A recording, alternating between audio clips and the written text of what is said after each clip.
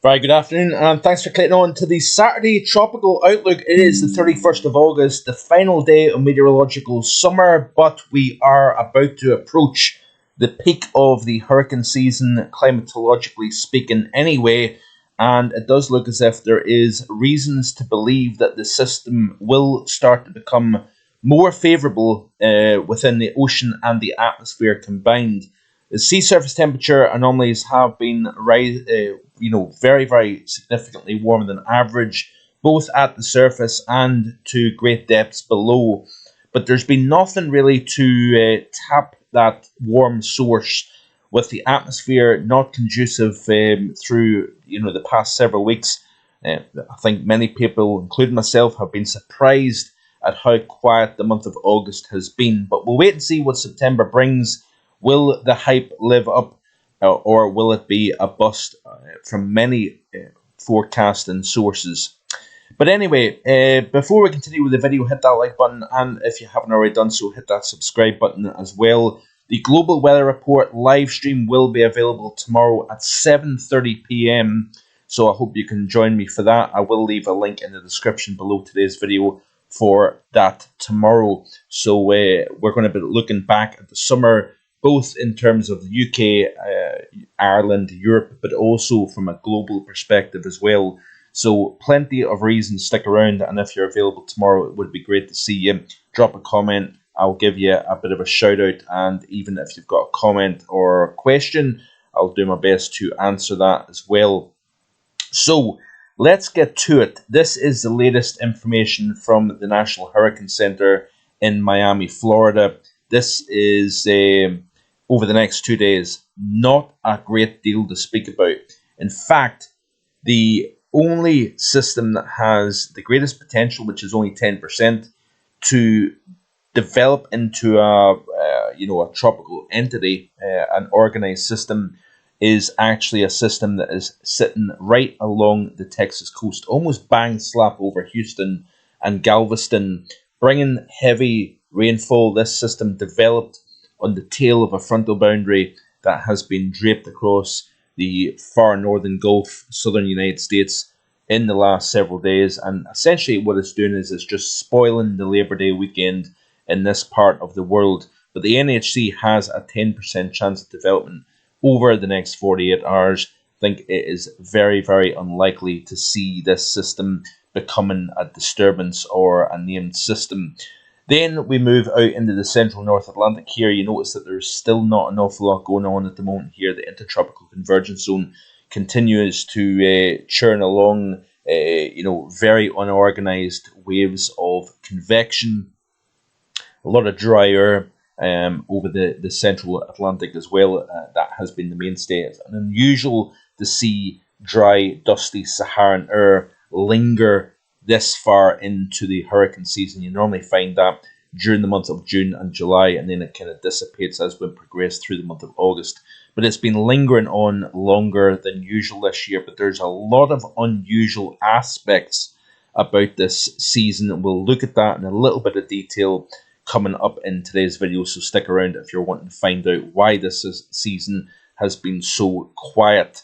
But you can see here, like I say, the feature over the central main development region has a 0% chance of developing over the next 48 hours, as per the latest NHC. Then we've also got disturbance 3, which is between this feature and the African coast. Again, in the next 48 hours, only 0% chance, so no chance of development over the next couple of days. Then if we click onto the 7-day probability, you can see that we raise things a little bit, but not a huge amount.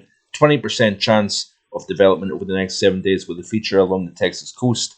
Then that feature over the central North Atlantic has a 50% chance, so that's actually went up 10% from yesterday to 50% formation over the next 7 days. What's going to happen is this system is going to continue to drift westwards, likely reaching the islands here. If it can survive that westward push over the next several days here and get into the Caribbean, it looks as if winds are going to start to reduce within the mid-levels and upper levels of the atmosphere. So therefore, we have a better chance of this system, if it can survive the journey between where it's located at the moment and the Eastern Caribbean.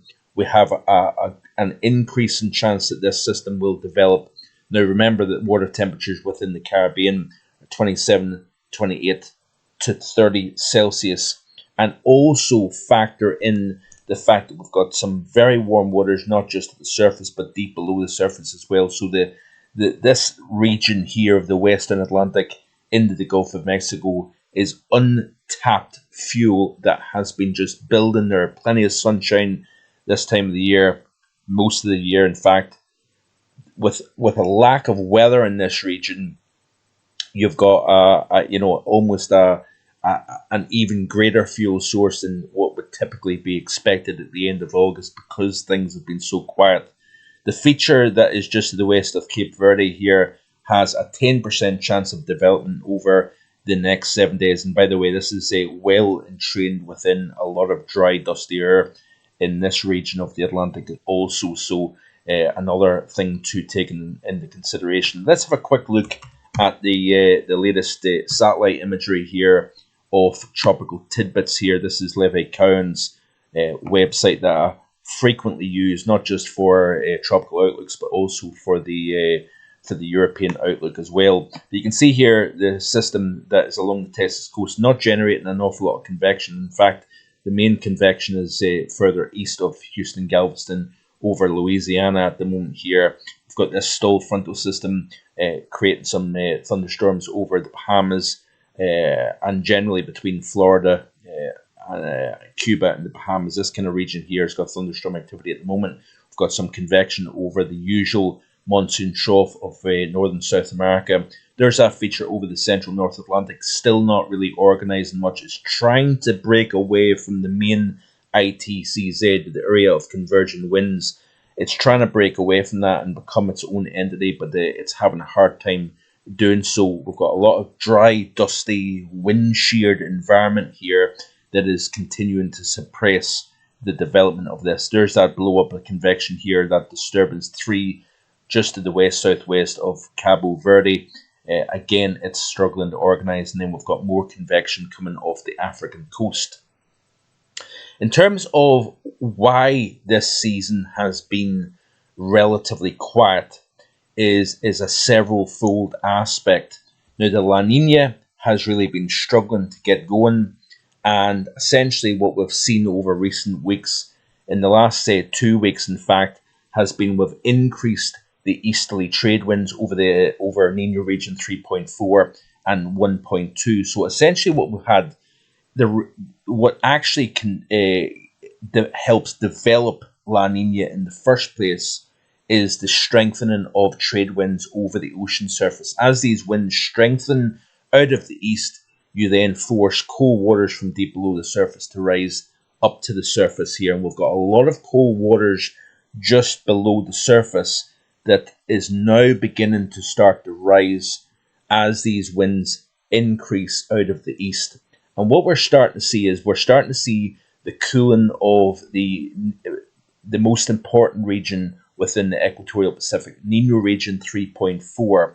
And by cooling this, we are then starting to see, from an oceanic point of view, La Nina beginning to increase in terms of getting closer to the La Nina threshold. And in fact, if you look at Nino region 3.4, we actually do have we have reached the 0.5 Celsius below average in this region, which means that we have kind of essentially reached the threshold of La Nina. But we need to see this in a consistent way over the next couple of months to constitute an actual La Nina in terms of criteria met.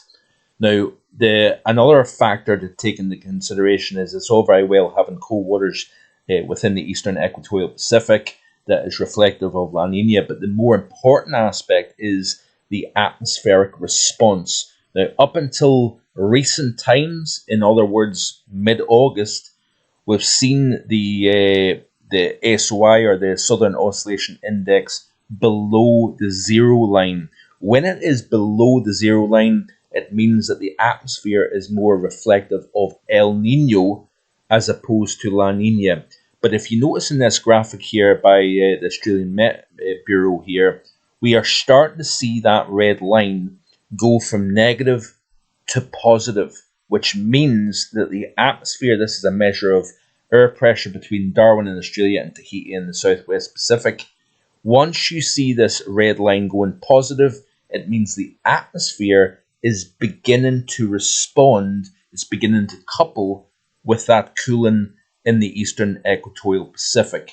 So therefore, we are likely to start to see this increase.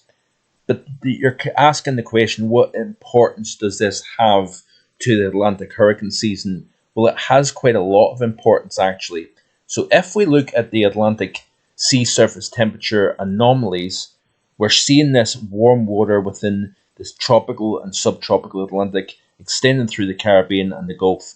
There's that signature of the La Nina becoming stronger.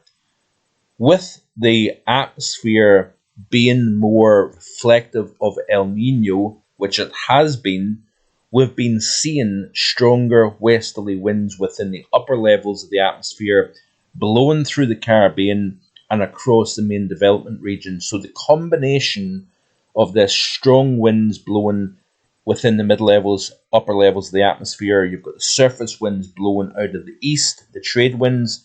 But when you look through the column vertically, we're then going from easterly to westerly to southwesterly and northwesterly. We've got variable winds within within various levels, height levels within the atmosphere. But that strong westerly wind is very characteristic of El Nino.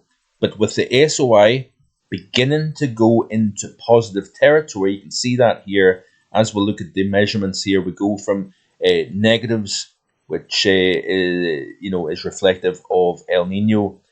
Then it goes into positive territory. So you've got the 0.49. This is the 30-day average. The 90-day average is still minus 2.17. But the 30 days, the past 30 days, it goes from 0.49 up to 6.75. So that is a considerable jump in the last couple of weeks, and in the 30-day average in the last wee while or so. This is the atmosphere beginning to see the cooling of Nino region 3.5, 3.4 should I say, all the way across the South American coast. And therefore, that is the atmosphere responding. Now, what that then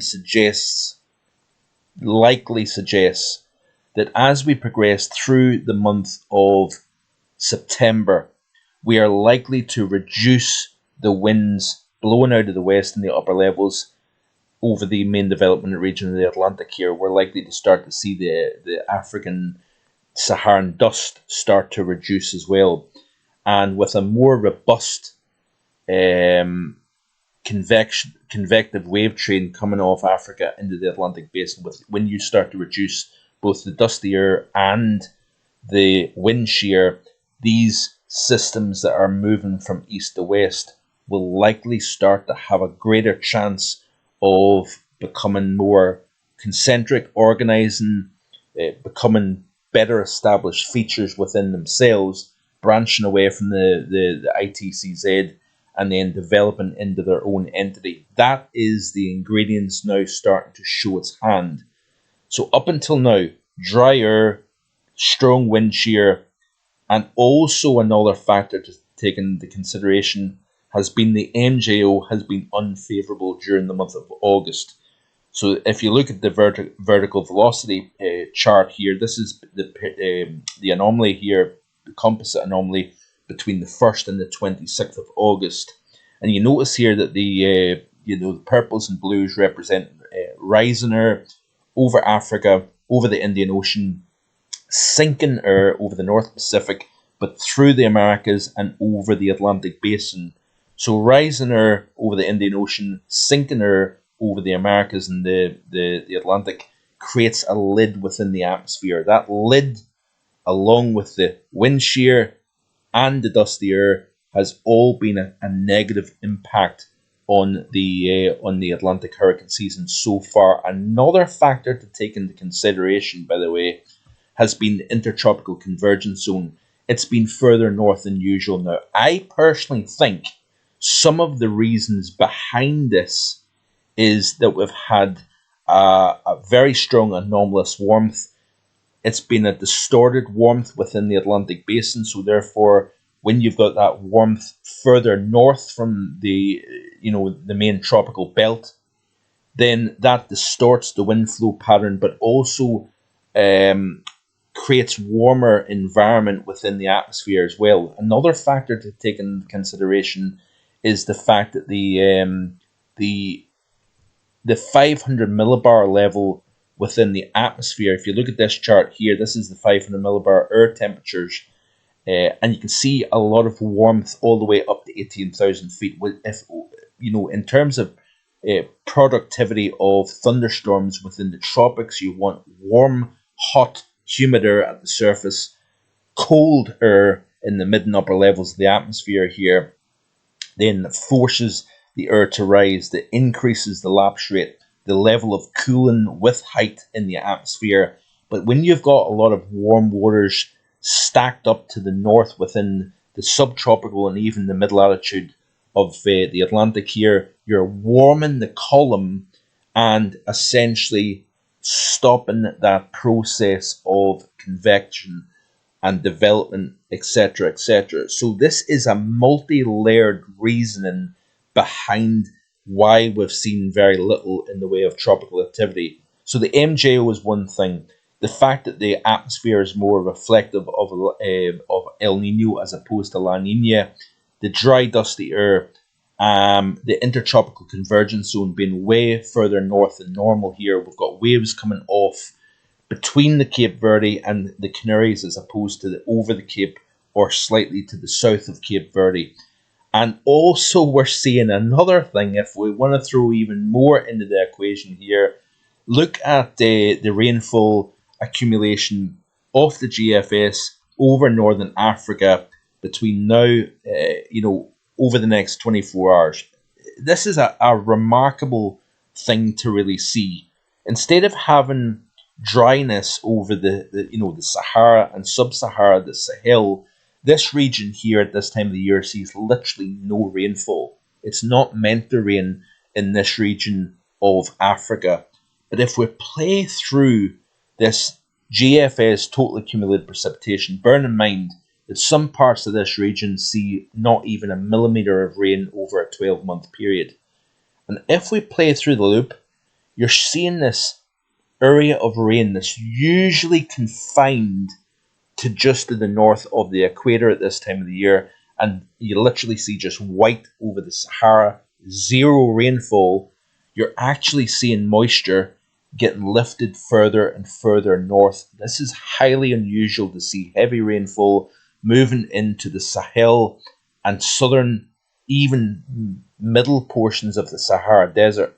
This is a remarkable map, by the way, and this is taking us out to the middle portions of September. So yes, you've got the exceptional rainfall down within the intertropical convergence zone, the traditional area that you would expect. But when you're starting to spread out the area of convection further north, this is another aspect that distorts the overall situation. It is very hard at the best of times to get tropical storms within the Atlantic. Because the Atlantic basin is much smaller than the Pacific, it's harder to get tropical storms and hurricanes to develop. But the ingredients in order to do that have to be almost perfect. And there's been so many competing factors this year. And the reason why, you could ask the question, why are we seeing the ITCZ further north than normal? Why are we seeing moisture getting lifted up into the Sahara that typically sees zero rain at this time of the year? A lot of the reason, I think, is to do with the sea surface temperature anomaly and the strength of the ridge further north over Europe. That has been essentially pulling all the different sails, whether it be the rising versus the sinking, that has been lifted further north. And that has been a trend over recent years, this kind of trend to pulling the subtropical high further north than usual. Therefore, it pulls the ITCZ further north than usual as well. So it'll be interesting to see going forward, do we see the MJO becoming more favourable within the Atlantic? Do we see the demise of the dusty air that's getting swept out over the Atlantic at a very unusual time of the year? Do we see the winds relaxing as the La Nina becomes more coupled with the atmosphere, reducing the winds in the upper levels of the atmosphere out of the west over the tropics? This is all factors that need to get taken into consideration here, but this is the reasons behind why the pattern has been so quiet within the tropics. And we've also seen a busy enough Eastern and Central Pacific. That is another aspect that is normally more reflective of El Nino as opposed to La Nina. That's another interesting factor to be taken into consideration. So that is the reasons behind. I hope it's not been too long-winded and back and forward, but it certainly is most interesting to look at the reasons behind why things have been the way they are. Let's look at the forecast of the GFS. This is the 200 HPA vertical velocity over the next 40-day period. And we've had a lot of convection over India, over the Indian Ocean, the maritime continent. Phases 4 and 5 we're in at the moment. You can see that actually quite nicely reflected in this chart here. So we've got quite an amplified phase, or going into a strong phase 5 MJO here. That means that we've got the strongest convection essentially over the maritime continent. But you notice the greens as we progress through the next 40-day period. So this is actually becoming more favourable towards the end of September, believe it or not. So this is another thing to consider. There's been this kind of delay in those greens, rise in motion, spreading eastwards over the Pacific Ocean and eventually reaching the Americas and the Atlantic. And you notice here, it's really once you get towards, what would this be here, the end of September, that we start to see the greens, so more widespread rising, taking the lid off the atmosphere into the Atlantic basin. So that is the period that the MJO is likely to become more favourable over the Atlantic basin. So let's have a look and see what the GFS is indicating over the next week or so here. So we'll try and get to the right chart. Let's have a look at the North Atlantic. This is total precipitation between now and the 15th of September. You notice here a lot of convection here, a lot of rainfall, generally staying to the south of the UK and Ireland here. So that's something to keep in mind for folks in the UK. We've got a lot of heavy rainfall moving across the MDR into the Caribbean, the Gulf of Mexico, Western Atlantic basin here. But let's have a look and see what the 700 to 300 millibar relative humidity is looking like. So go back to the current period. Lots of dry, dusty air from the Azores extending towards the subtropical Atlantic here. We've even got some dusty, dry air getting entrained from the north into this convection over the western portions of equatorial Africa here. There's that feature here to the east. We've got some dusty air kind of getting drawn into that developing circulation, but these are all open waves. We don't have definitive closed lows. You notice here, there's that feature that the National Hurricane Centre is keeping an eye on. Bear in mind, this is one model run out of many, so we don't make a forecast of an individual run. But you can see here that we're starting to moisten things up within the ITCZ zone through the main development region here. We're kind of trying to push that dry, dusty air to the north, moisten this band up. You can see here plenty of moisture extending from Africa right the way through the Caribbean into the Gulf of Mexico here. We've got a strong area of cool high pressure over the northern United States. Frontal system on the southern flank of that low that's been kind of driving a lot of moisture across the southern states into the northern Gulf of Mexico. Played through this loop here, you notice here that there's not an awful lot to speak about. There is a feature that kind of lifts to the north, but it's engaging with that dry, dusty air to the north here, got a feature here over the western North Atlantic that tries to wind up off the east coast of the United States, if you notice. But there is nothing really within the MDR region that is, really particularly notable. Notice here that we do have this system. That this is likely to be the feature that's over the central Atlantic at the moment. By the time we reach Tuesday, the 10th of September, there is a 1,000 millibar low, not particularly strong, but it is a closed circulation over the western Gulf of Mexico. You can see here, as we play through this loop, it does have pressure dropping into the 970s and millibars, 960s. This is one model run, so we don't take this as gospel. But you notice here that we have got circulations developing and strengthening over the Gulf of Mexico, keeping in mind the level of warmth both at the surface and down below the surface in this region here. If you've got the right environment, systems could develop very quickly and strengthen very quickly here. So that's something we need to keep in mind. But you notice the lack of activity within the tropical Atlantic all the way out to the 16th of September. So, that is most notable and most interesting to see. Looking at the other aspects to consider here, so this is the Vogan winds. Let's go back to the 31st of August here, the here and now. So this is the first here. So there's the strong area of high pressure over the central North Atlantic. Easterly trades underneath here, but there is still plenty of competing wind shear to speak about.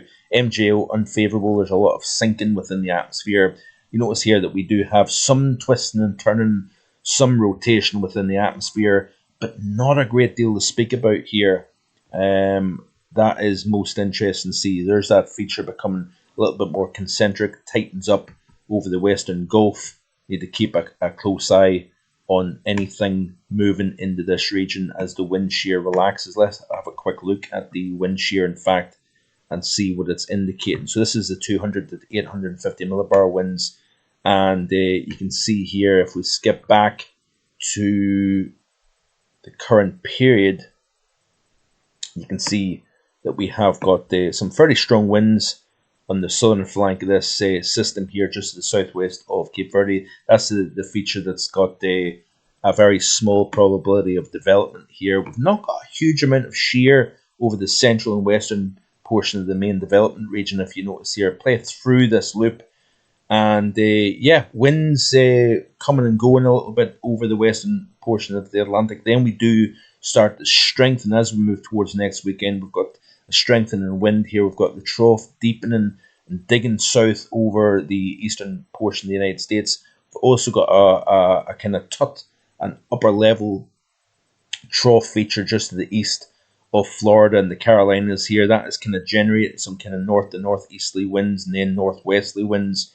Need to keep a close eye on that here, but we're increasing the winds out of the northwest in the mid and upper levels of the atmosphere over the Caribbean by the time we reach next weekend here. So there is a lot of competing factors still to get taken into consideration here. I appreciate that it's been quite a long video today. I hope you've stuck around. Hope you've managed to kind of understand a little bit more about the reasons behind why this season is not playing out as expected. But we'll wait and see what happens as we progress through the month of September. Hope you can join me tomorrow night at 7:30 live stream. And next week, I will be delivering the first winter update. We'll be discussing that as well in the videos coming up. So I hope you're sticking around, hitting that subscribe button. And if you're enjoying the content, hit that like button as well. It would be greatly appreciated. Enjoy the rest of your Saturday. Enjoy the rest of your weekend. Hope I can see you tomorrow night with the stream. Bye for now.